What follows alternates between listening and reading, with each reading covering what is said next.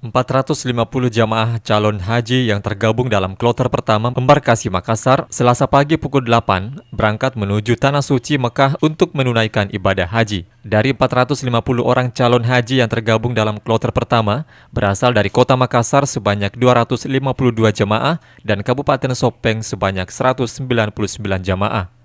Usai prosesi pelepasan keberangkatan jamaah calon haji (CJH) di Asrama Haji Sudiang, Makassar, Senin malam 8 Agustus, Wakil Gubernur Sulsel Agus Arifin Nukmang berpesan ke seluruh jamaah agar tetap menjaga kesehatan karena itu merupakan modal utama dalam melakukan proses untuk mendapatkan haji mabrur. Agus juga meminta agar para jamaah tidak bertindak sendiri-sendiri, melainkan melakukan koordinasi dan komunikasi dengan lainnya untuk mengambil keputusan dalam mengerjakan sesuatu.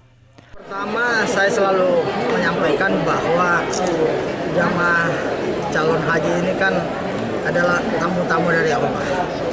Oleh karena itu, haji ini bukan karena orang punya duit saja, tetapi betul-betul ini takdir. Jadi, oleh karena itu saya selalu menyampaikan juga bahwa persiapkan baik-baik.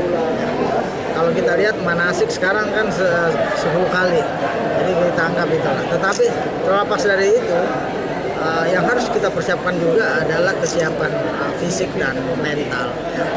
Nah di sana ini panas ya, jadi kita harus pintar-pintar, jangan maksiat mau keluar mau makan apa yang sembarang yang dingin itu bisa menyebabkan ada penyakit radang, paru-paru, tenggorokan, sehingga pada hari wukuf dia tidak fit di situ. Padahal itulah sebenarnya hakikat dari haji.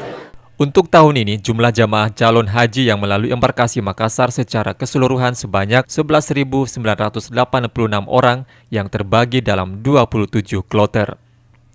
Mulyadi, Fajar TV.